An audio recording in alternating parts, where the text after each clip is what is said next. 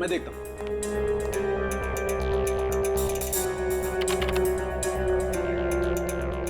ओह, नहीं अभिजीत, ये कोई साइंस का फार्मूला नहीं है, ये एक वायरस की टेस्टिंग रिपोर्ट है। क्या मतलब सर? मतलब ये कि जैसे जहर का काट जहर होता है, वैसे ही किसी भी बीमारी का इलाज उसके वायरस के द्वारा ही किया जाता है। और इस वायरस का टेस्ट किसी इंसान पर कर रहे थे डॉक्टर रविकांत। और कौन सा वायरस है ये बेलकोप नाम का वायरस है। बहुत रेयर किस्म का वायरस है, ज्यादा सुना नहीं है इसके बारे में। मगर सर ये वायरस टेस्ट किस पर कर रहे थे? माय गॉड, मैं समझ गया अभिजीत। अरे है कौन वो? अभी नहीं, 1 घंटे के बाद मैं तुम्हें ब्यूरो में मिलता हूँ, कंफर्म कर लूं फिर बताता हूँ। सचिन, पता चला डॉक्टर रविकांत लैब में क्या बना रहा था? नहीं सर, अब तक तो कुछ नहीं पता चला। सालू के साहब कह के गए हैं कि 1 घंटे में वापस आता हूँ फिर। बॉस, पता चल गया, मैंने गुत्थी सुलझा ली। यार तू फिर बता ना सालुंखे। बॉस, उस रिसर्च लैब में हमने जिस पेशेंट की रिपोर्ट देखी थी, उसमें पोलकोप नाम का वायरस था। ये कौन सा वायरस है? वही तो पता लगाना है, लेकिन एक टेंशन है बॉस। किस बात की टेंशन? बॉस, मैंने जब पता लगाया तो पता लगा कि पोलकोप नाम का वायरस तो है ही नहीं। अरे तो फिर सालू के साहब, उस मरीज के शरीर में ये वायरस आया कहां से? वही तो बॉस, मैंने जब उस बच्चे का ब्लड टेस्ट किया दोबारा से, तो पता ये चला कि उसे हिस्लेक्सिया नाम की बीमारी है, सांस लेने की बीमारी, जिसका कहीं कोई इलाज नहीं है। लेकिन जब मैंने बच्चे का ब्लड टेस्ट किया तो पता ये चला कि हिस्लेक्सिया का असर उसके शरीर में, उसके खून में धीरे धीरे कम हो रहा है। वो कैसे? वही तो प्रॉब्लम है बॉस। जब मैंने बच्चे का ब्लड टेस्ट दोबारा से किया तो पता लगा कि उसके शरीर में अलग अलग किस्म के वायरस हैं, जिसकी वजह से हिस्लेक्सिया का असर उसके खून में धीरे धीरे कम हो रहा है। और इन्हीं वायरस में से पोलकोप वायरस भी है। मतलब वो टेस्ट रिपोर्ट बच्चे की थी? हाँ बिल्कुल। मतलब ये जो कुछ भी हुआ है इस पोलको वायरस की वजह से ही हुआ है। कोई तो है जो इस पोलको वायरस पर कब्जा करना चाहता है। हाँ सर, डॉक्टर रविकांत ने वायरस के सारे सैंपल और रिसर्च के सारे मटेरियल तबाह कर दिए, बर्बाद कर दिए सर। अभी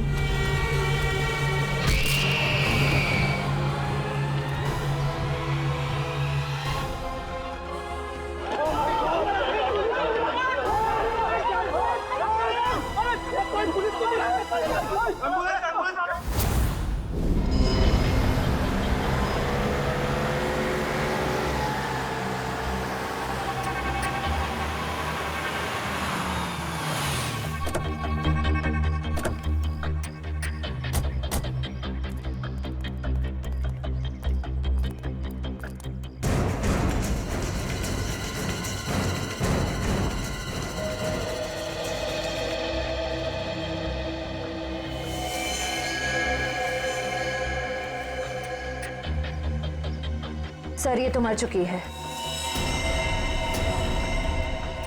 रेडी, एम्बुलेंस को फोन करो। ये सब कैसे हुआ? मैंने देखा था सर। क्या हुआ था? सर, हमारे आंखों के सामने एक ट्रक आया और इस औरत को कुचलकर चला गया सर। श्रेया, कुछ मिला? नहीं सर, कुछ भी नहीं मिला। जब ये हादसा हुआ तब आप कहाँ थे? सर, हम लोग उस चाय की दुकान पर चाय पीने आए थे, तभी मैंने देखा सर कि ये औरत वहां से भागती हुई आ रही थी सर।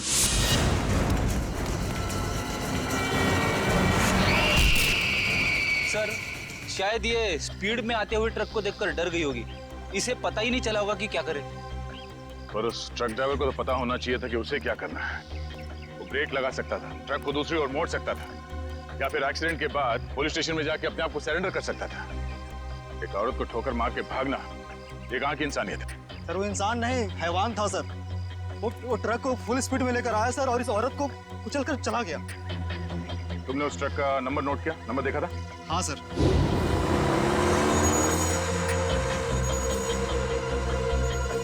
इस औरत के हाथ में कोई पर्स या बैग वगैरह था? नहीं सर। लेकिन सर, इस औरत के हाथ में एक बच्चा था। क्या? इस औरत के हाथ में बच्चा था? हाँ सर, इस औरत के हाथ में एक बच्चा था और ये बच्चों को लेकर भाग रही थी। लेकिन सर, जब एक्सीडेंट हुआ तो इसके हाथ में कोई बच्चा नहीं था। सर, बच्चा था इसके हाथ में और एक मिनट। आप ठीक से याद करके बताओ, आपने क्या देखा था? सर मैं अपनी दुकान में था और इस औरत को देखा तो इसके हाथ में एक बच्चा था और ये बच्चे को लेकर भाग रही थी साहब। इन्होंने इस औरत को बच्चे के साथ भागते हुए देखा और इन साहब का कहना है कि इस औरत के हाथ में बच्चा था ही नहीं।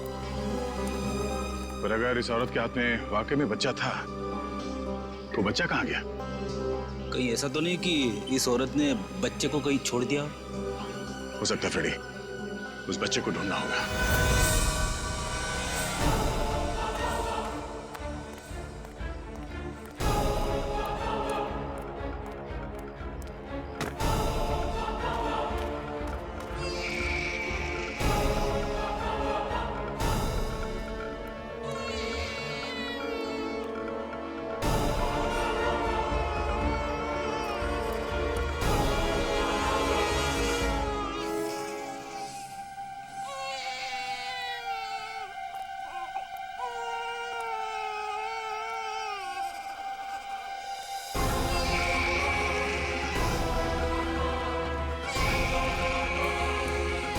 आप रेडी? सर बच्चा टोकरी में है सर। अरे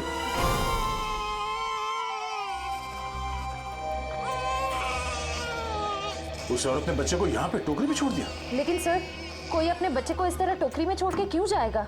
हाँ साहब कहिए। ये बच्चा यहाँ इस टोकरी में कैसे आया? बच्चा? हाँ सर मुझे नहीं पता, मैं तो अपनी दुकान लगा रहा था, फल लेने गया था। इसका मतलब है मरने से पहले इस औरत ने इस बच्चे को यहाँ टोकरी में रखा। हमें उस मरी हुई औरत का पता लगाना है और ये बच्चा। इस बच्चे को हम अपने साथ लेके चलते हैं। इस बच्चे का ख्याल रखना हमारा फर्ज है।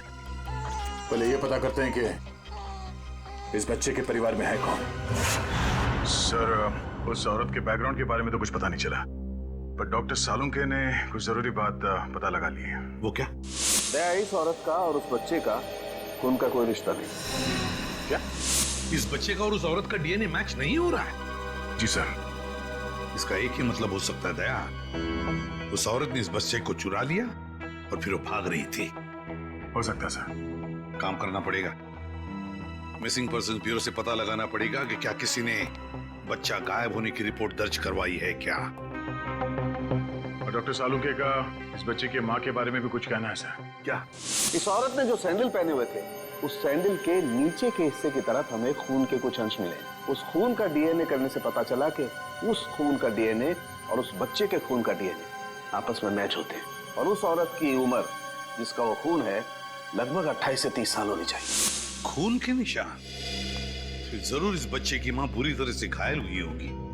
सर हो सकता है उस अनजान औरत ने ही हमला किया हो बच्चे की मां पर और बच्चे को लेकर भाग गए। सर लगता है ये कोई बहुत बड़ी साजिश है। उस औरत का एक्सीडेंट नहीं बल्कि जानबूझ के खून किया गया है। सर हमने आरटीओ में भी पता किया, ट्रक का नंबर उनके रिकॉर्ड्स में भी नहीं है। ये देखो बॉस, अब कोई प्रॉब्लम नहीं है। अरे प्रॉब्लम तो तब होगा जब बॉस का फोन आएगा। तो क्या जवाब दोगे कि काम अधूरा छोड़ दिया? सर एक ऐसा सुराग मिला है जिससे पता चल सकता है कि ये औरत है कौन। वो क्या है? ये उस औरत के कपड़े, इस पे लॉन्ड्री का टैग लगा हुआ है। बस सुबह इस टैग से पता लगाओ ये कौन सी लॉन्ड्री है, और इस लॉन्ड्री से हमें पता चलेगा कि ये औरत रहती कहाँ है। सर तब तक मैं इस बच्चे को संभालूंगा सर, अपने घर पे। मैं इस बच्चे को अपने साथ रखना चाहता हूँ सर। सर मैं भी आपकी मदद करूंगी।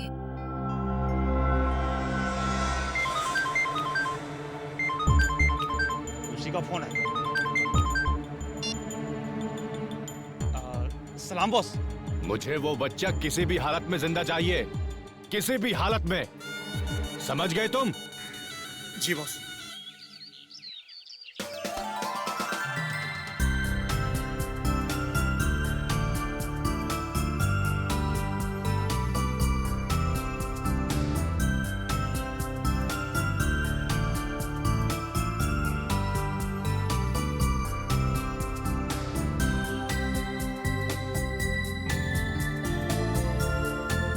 सर आप शांत हो जाइए, मैं इसे संभालती हूँ।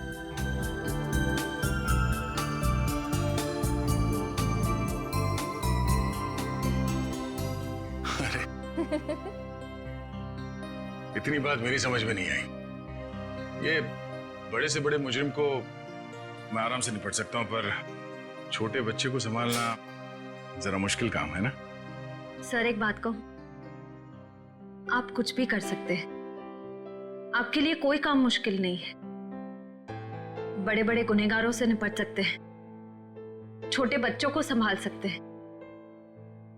बस जरूरत है तो अपने अंदर छुपे हुए दया को बाहर निकालने की, जिसका दिल मोम जैसा है, जो सबकी कदर करते हैं, जो प्यार करना भी जानते हैं।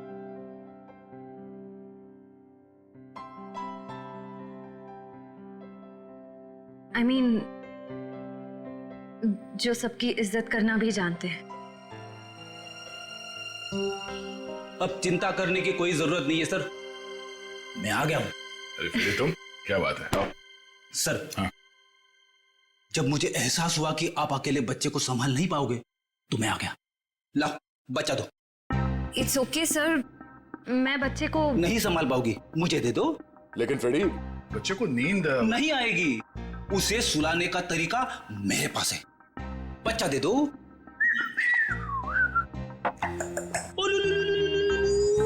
अला ला ला ला।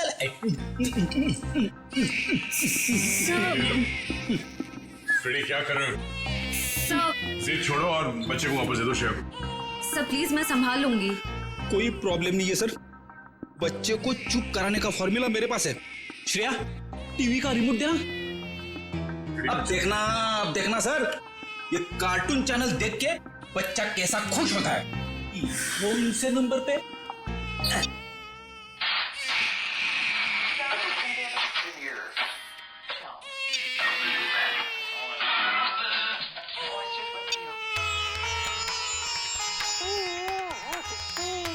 फिर एक मिनट, वो शास्त्रीय संगीत वाला चैनल फिर से लगाना।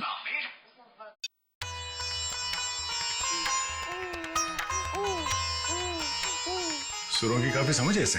हाँ सर, बड़ा होके बड़ा संगीतकार बनेगा। सब हो रही दुकान।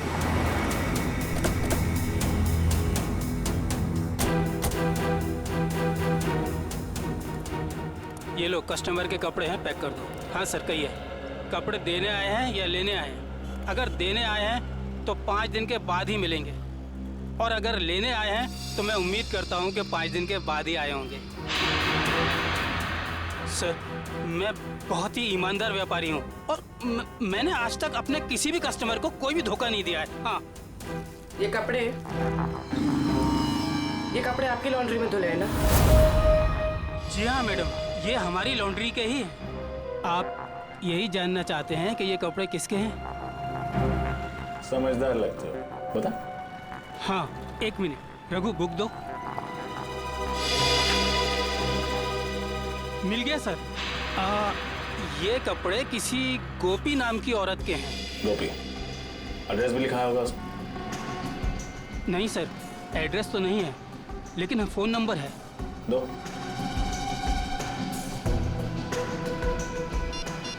साहब, मुझे तो पहले से शक था जब वो लड़की यहाँ कपड़े डालने आई थी।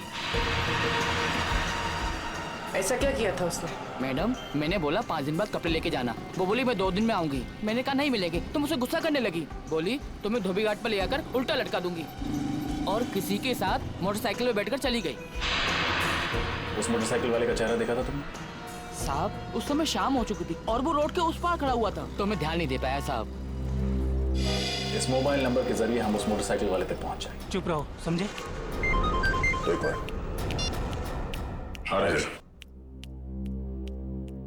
उस औरत का नाम गोपी था। Very good.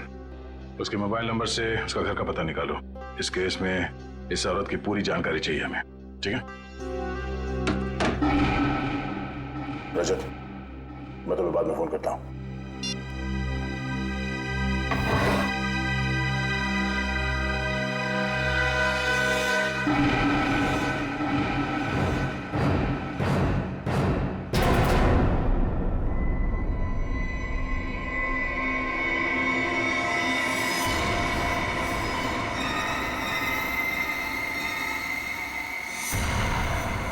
दया तुम फौरन अपनी बंदूक नीचे रख दो, वरना इस लड़की का भेजा बाहर कर देंगे।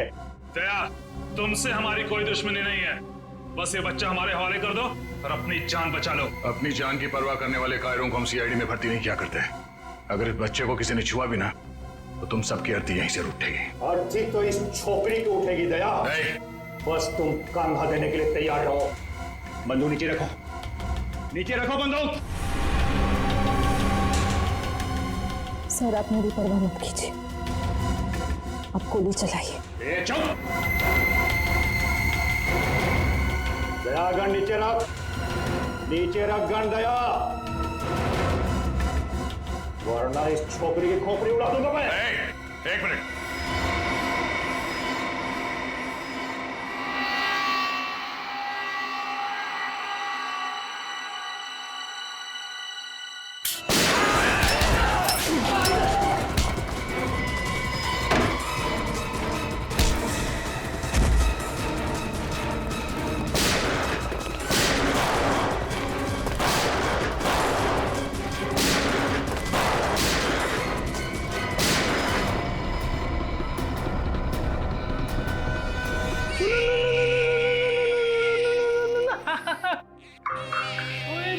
इतना छोटा सा मासूम बच्चा किसी का क्या बिगाड़ सकता है? ये तो कोई राक्षस ही है जो ऐसे मासूम बच्चे पर हमला करने को देखता है। सर उस गुंडे का क्रिमिनल रिकॉर्ड मिल गया। क्या नाम है उसका? उसका नाम शमी है और उस पे कॉन्ट्रैक्ट किलिंग और किडनैपिंग के 3 केसेस चल रहे हैं। कॉन्ट्रैक्ट किलिंग और किडनैपिंग? लेकिन ये सिर्फ कॉन्ट्रैक्ट किलिंग का केस नहीं है, ये कुछ और ही चक्कर है, कोई बड़ी साजिश है ये। सर मोबाइल कंपनी ने गोपी का जो एड्रेस दिया था वो गलत है सर। गलत है? हाँ सर। मतलब सर ये सब पहले से प्लान था।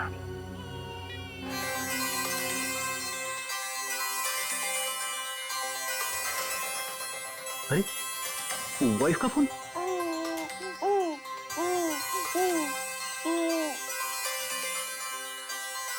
कैसी लगी क्यों? अच्छी अच्छी अच्छी। सर कल रात दया सर के घर पे टीवी पर जब शास्त्रीय संगीत आ रहा था तब बच्चा अचानक से शांत हो गया और मुस्कुराने लगा। अच्छा, वैसे आमतौर पे इस तरह की धुन सुनकर बच्चे उछलने लगते हैं। हाँ लेकिन अभी भी फ्रेडी सर की रिंगटोन सुनकर बच्चा कैसे खुश हो गया? सर हो सकता है कि जब से इस बच्चे का जन्म हुआ हो तब से ये शास्त्रीय संगीत सुनता आ रहा। हो सकता है इसके माता पिता में से कोई संगीतकार या गायक हो। कविनगर जाके पता लगाना पड़ेगा कि वहां पर कोई शास्त्रीय संगीत विद्यालय है क्या। ता थई तत थई ता थई तत थई ता थई तत थई तत थई ता थई तत थई ता थई तत। एक मिनट,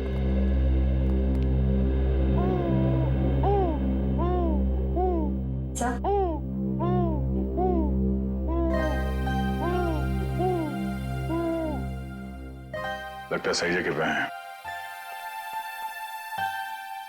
नमस्ते। नमस्ते। अरे वाह, ये बच्चा तो बड़ा कोमल है,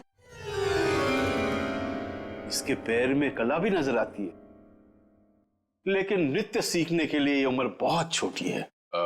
मास्टर जी, हम यहाँ बच्चे को नृत्य सिखाने के लिए नहीं लाए हैं। तो फिर इस नन्ही सी जान को आप यहाँ क्यों ले आए? हम लोग सीआईडी से हैं और एक केस के सिलसिले में आपसे कुछ पूछताछ करने आए हैं। ओह जी, पूछिए। जरा इस बच्चे को देखिए, आप पहचानते हैं इसे? देखा आपने इसे? जी नहीं, इस बच्चे को कभी देखा नहीं मैंने। आपने इस औरत को देखा है? अरे ये तो हमारे बगल वाली डे केयर सेंटर में काम करती है। Baby day care centre?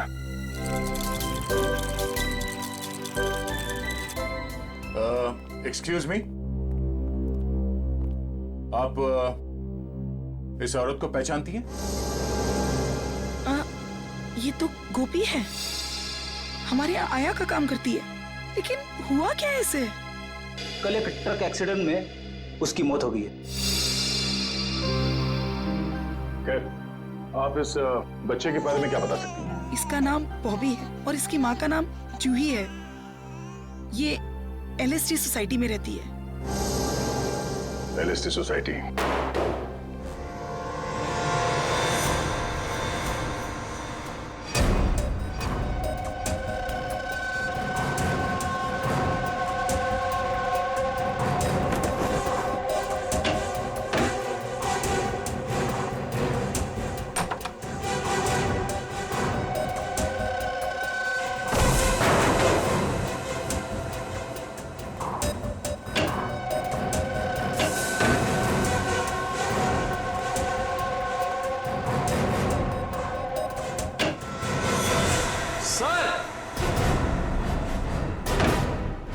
Sir ये देखिए, बॉबी की माँ जूही को ही मार दिया।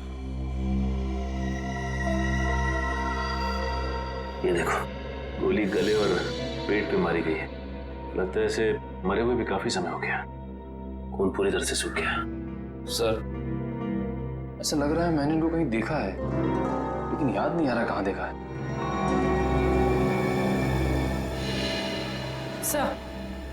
सर वो देखिए,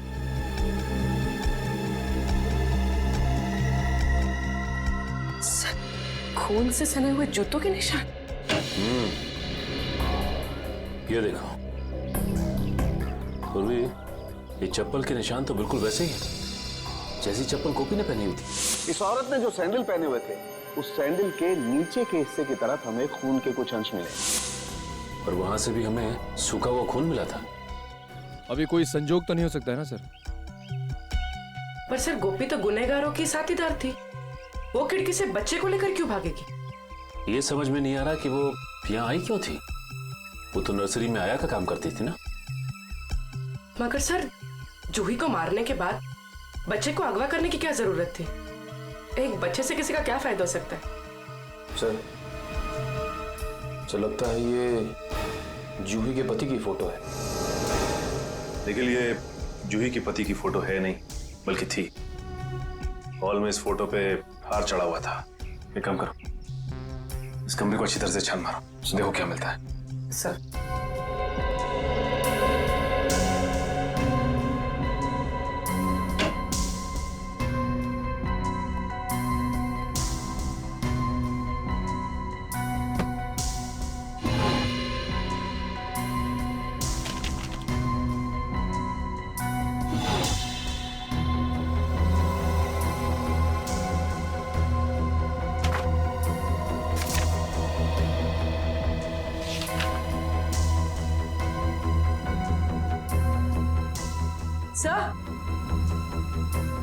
राहुल, ये देखिए, तो जूही एक एक्ट्रेस थी, इसीलिए उसने अपना पोर्टफोलियोज बनाया था। याद आया सर, मैंने इनको एक पंजाबी फिल्म में देखा था, उसमें हीरोइन थी। अच्छा? हाँ सर। इस घर का लिव एंड लीज एग्रीमेंट मिला है सर। सर ये वोटर आईडी है सर, इसमें इनका नाम जूही नहीं बल्कि असली नाम शीतल है सर। और ये जीवन शांति आश्रम का रिसीप्ट भी है सर।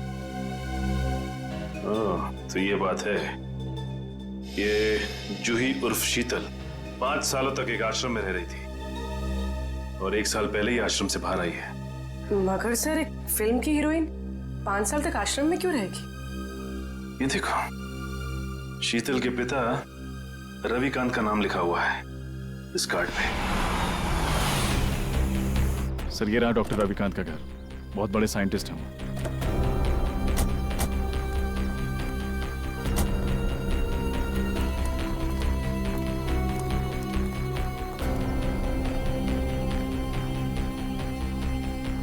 सर ये घर तो लगता है काफी टाइम से बंद पड़ा है। हाँ रजन, ये देखो कितने दिनों के अखबार पड़े हैं यहाँ पर, ये सारे खत पड़े हैं। काम करो, इन दोनों घर के अंदर जाके अच्छी तरह से तलाशी देखता हूँ ये चिट्ठियां क्या है।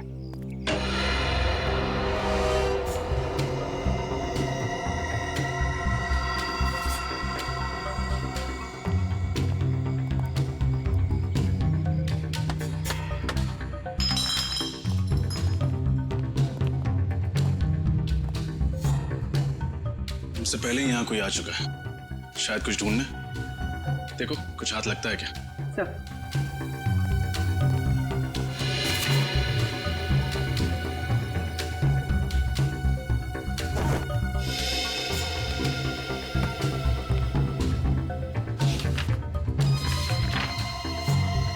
Legal notice?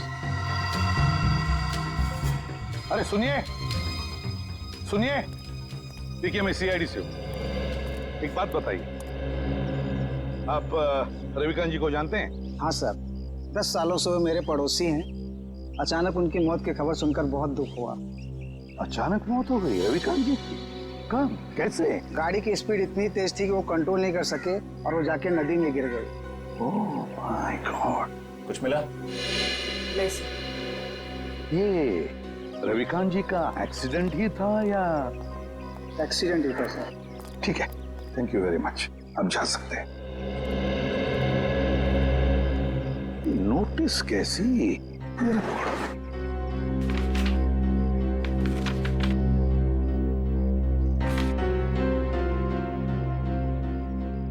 माय गॉड, जो रविकांत जी के घर की नीलामी की नोटिस है। सर इतनी जल्दी ही नोटिस? पिछले महीने तो रविकांत जी की मौत हुई थी। तो पूर्वी पिछले महीने रविकांत जी की मौत होगी, उसके बाद में उनकी बेटी शीतल की मौत। ये कोई कोइंसिडेंस नहीं हो सकता, कोई इत्तेफाक नहीं है, ये कुछ और ही चक्कर है। कुछ ना कुछ तो गड़बड़ जरूर है। और फिर अब शीतल के बच्चे की भी जान को खतरा है। इस रविकांत जी के एडवोकेट से मिलना पड़ेगा, वकील से मिलना पड़ेगा, पता लगाना पड़ेगा इस घर के नीलामी का राज क्या है। ओ, रविकांत जी की प्रॉपर्टी की नीलामी की नोटिस ये तो मैंने बनवाई है, लेकिन आपको कहां से मिली? उनके घर से। एक और बात, उनकी बेटी शीतल का किसी ने खून कर दिया। शीतल का खून? लेकिन ये किसने किया? उन्हीं का पता लगाने ही तो हम आपके पास आए हैं। मैं कुछ समझा नहीं। रविकांत जी और शीतल के बाद इस मकान पर हक किसका बनता है? शीतल जी के बेटे बॉबी का। सिर्फ मकान पर ही नहीं, कसारा में जो 50 एकड़ जमीन है वो भी बॉबी के नाम हो जाएगी। अच्छा, और ये नीलामी का आइडिया किसका था? रविकांत जी के छोटे भाई राकेश का। राकेश? इस राकेश के बारे में और कुछ जानते हैं? जी हाँ, दरअसल उनके परिवार को मैं पिछले 15 साल से जानता हूँ। उनके सारे लीगल मैटर्स मैं ही देखता हूँ।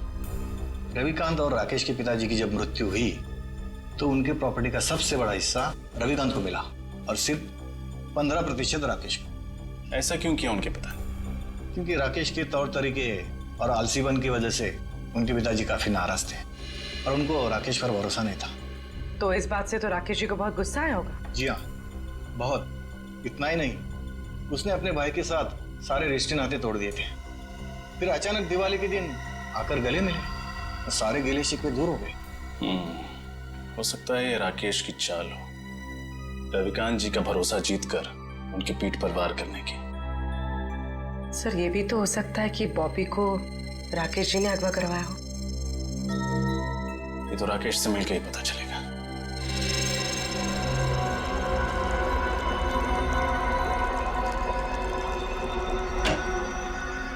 Excuse me. जी कहिए। हम लोग सीआईडी से हैं। डॉक्टर रविकांत के बारे में तो आप लोग जानते ही होंगे। जी, डॉक्टर रविकांत मेरे गुरु जैसे थे। आप? जी, मेरा नाम फनीश है। इस लैब में जो भी रिसर्चेज होती हैं उन्हें मैं फाइनेंस करता हूँ। मिस्टर फनीश, हम डॉक्टर रविकांत की मौत के बारे में आप लोगों से कुछ पूछताछ करने आए हैं। उनकी मौत से तो हम सबको बहुत बड़ा सदमा पहुंचा है सर। न केवल इस लैब का बल्कि हमारे देश का भी बहुत बड़ा नुकसान हुआ है। लेकिन वो कहते हैं ना कि नसीब के आगे किसी का बस नहीं चलता। ऐसा लगता है कि उनकी मौत से किसी और का नसीब जरूर जग गया है। मैं कुछ समझा नहीं। हमें शक है कि उनकी कार का एक्सीडेंट हुआ नहीं है बल्कि करवाया गया है। यानी किसी ने उनका मर्डर किया? शायद। वैसे किस चीज पर रिसर्च कर रहे थे डॉक्टर रविकांत? इसके बारे में तो उन्होंने कभी किसी को कुछ नहीं बताया। वो एक टॉप सीक्रेट रिसर्च कर रहे थे, इसीलिए उसका जिक्र उन्होंने कभी किसी को नहीं किया। सर वो कुछ डरे डरे से रहते थे। क्यों? किससे? इसके बारे में उन्होंने किसी को बताया नहीं, लेकिन वो अपने जो रिसर्च के पेपर्स है ना, वो अपने केबिन के लॉकर में रखते थे और तकरीबन हर रोज वो लॉकर का पासवर्ड चेंज करते थे। पता नहीं क्यों। लगता है ये रिसर्च की वजह से ही उनका खून किया गया है। उनका केबिन दिखाइए जरा।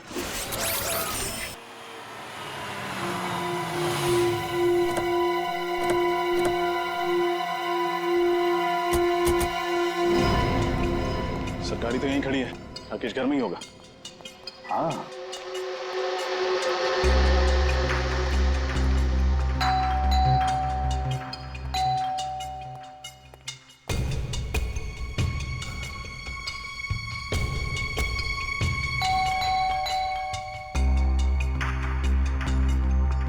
तो लगता है घर में कोई नहीं है, कोई दरवाजा नहीं खोल रहा।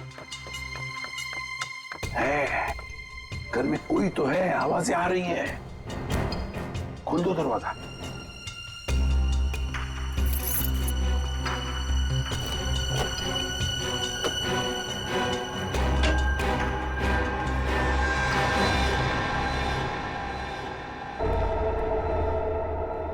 संभल के, 3 खून किए उसने।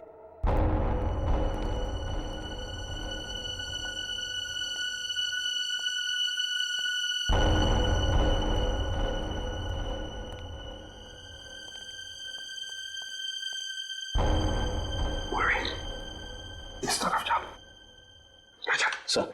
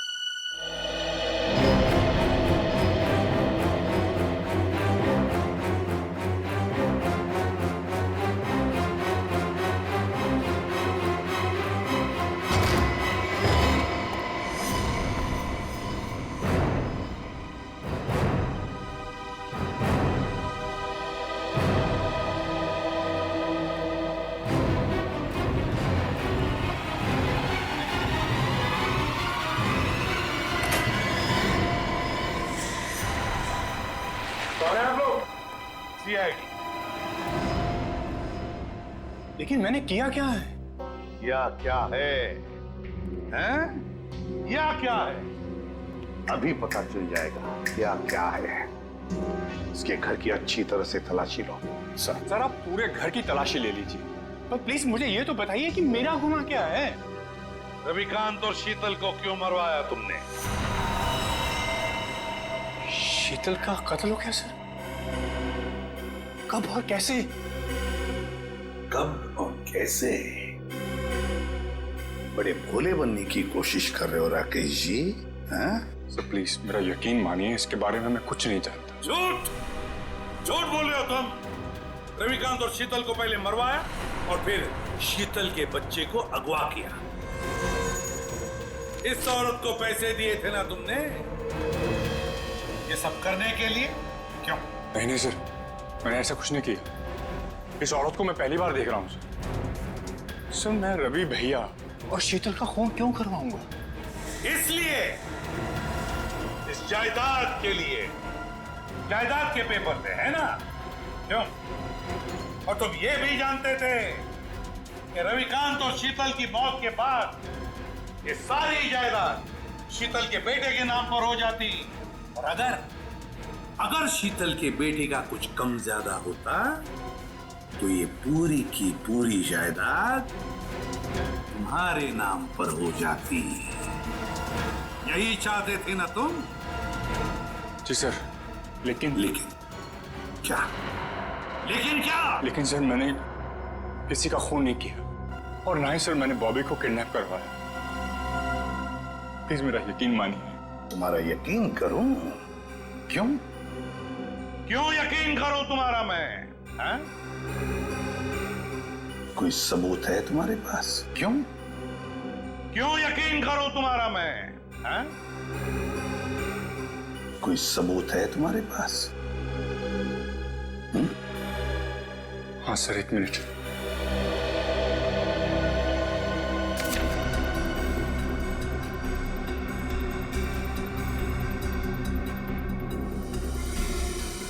रविकांत चैरिटी फाउंडेशन, 50 लाख रुपए। जी सर, जायदाद में जितना भी मेरा हिस्सा था उस सबको बेचकर सारे रुपए में रवि भैया की चैरिटी में डालने वाला था। सर भगवान का दिया हुआ मेरे पास सब कुछ है। पैसों के लिए मैं अपने भैया का खून क्यों करवाऊंगा? सर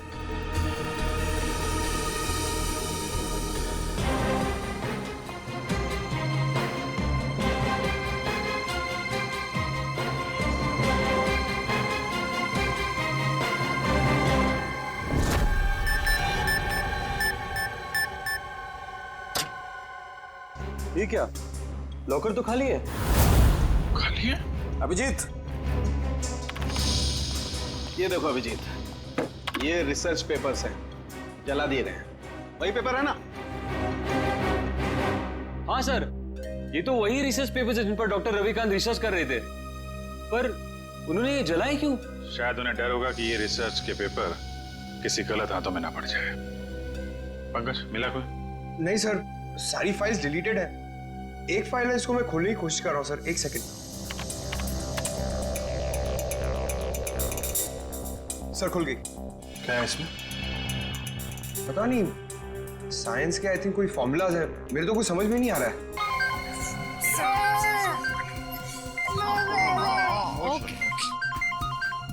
एसीपी साहब का फोन। Hello sir. क्या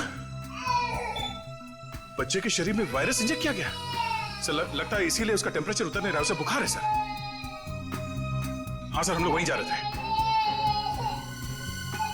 ठीक है सर, ओके चलो।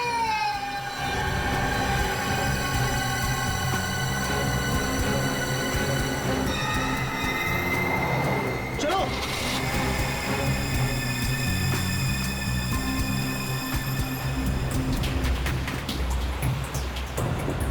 बॉबी का बुखार तो बढ़ता ही जा रहा है।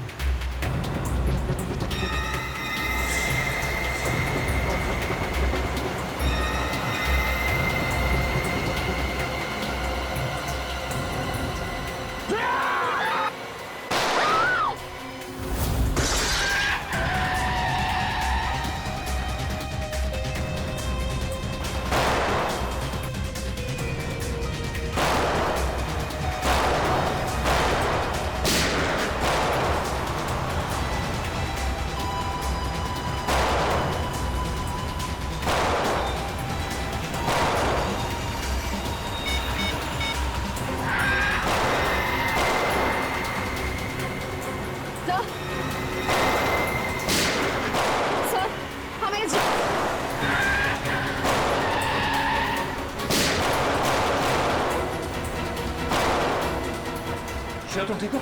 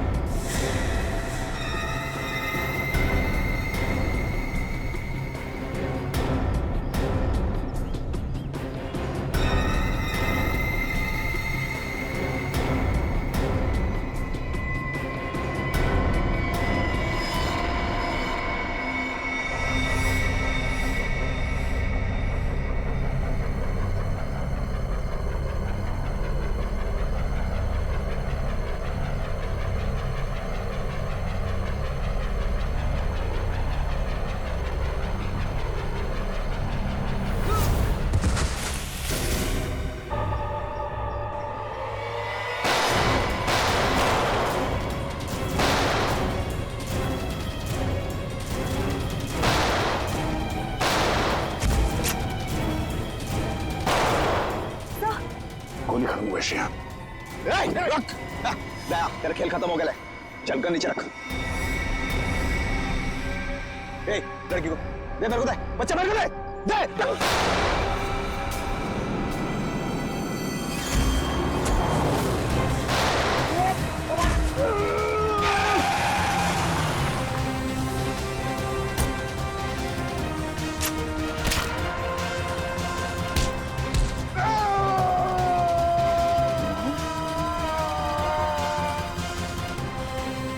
शेर का शिकार करने निकले थे गीदड़ लोग।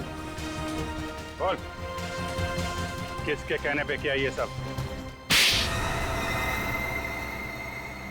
शर्म आनी चाहिए तुम्हें। एक मासूम बच्चे के साथ तुमने ऐसी घिनौनी हरकत की। मैं मजबूर था ऑफिसर। मैंने डॉक्टर रविकांत की रिसर्च पर लाखों रुपए खर्च किए ये सोचकर कि रिसर्च कामयाब होगी तो मैं करोड़ों रुपया कमाऊंगा। मेरी कंपनी के शेयर्स फिर से टॉप पर आ जाएंगे। लेकिन डॉक्टर रविकांत अपने इन्वेंशंस तुम्हें नहीं बल्कि सरकार को देना चाहते थे ताकि हमारे देश के आम लोगों को फायदा हो। पर ये बात तुम्हें बर्दाश्त नहीं हुई। कैसे बर्दाश्त होती सर? लाखों रुपए का जुआ मैंने खेला, सारा रिस्क मैंने अकेले ने उठाया और डॉक्टर रविकांत वो फार्मूला गवर्नमेंट को देना चाहते थे जो मुझे उसके लिए फूटी कौड़ी नहीं देते सर। और ये बात उन्हें समझाने की मैंने बहुत कोशिश की और उन्होंने मेरी एक नहीं सुनी सर। बॉबी को अगवा करने का प्लान तुम्हारा ही था ना? हाँ सर, और जब मुझे पता चला कि डॉक्टर रविकांत ने वो वायरस बॉबी की बॉडी में इंजेक्ट कर दिया है तो मैंने गोपी को आया बनाकर वहां भेजा और बॉबी को अगवा करने का प्लान बनाया। लेकिन जब गोपी को तुम्हारे घिनौने इरादों के बारे में पता चला तो उसके अंदर की ममता जाग गई और वो बॉबी को लेकर भाग गई। और उसी की बेवकूफी की वजह से मेरा सारा प्लान चौपट हो गया। अपनी मौत की वो खुद जिम्मेदार है। तुम जैसे हैवानियत के पुतले इंसानियत के बारे में कभी समझ नहीं पाओगे। तुम्हें तो ऐसी सजा होनी चाहिए जिसे देखकर हैवानों की रूह कांप उठे।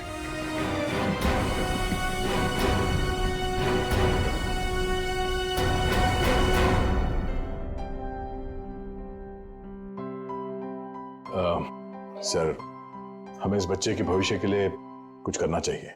हाँ, इसके भविष्य का पूरा बंदोबस्त करके रखा है।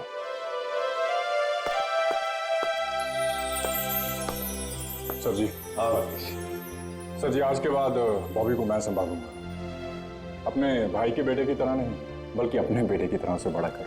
ये तो बहुत खुशी की बात है। लेकिन जिंदगी में कभी इस बच्चे को किसी मदद की जरूरत पड़े तो हमें जरूर याद करना। बहुत खुशी होगी हमें। Thank you.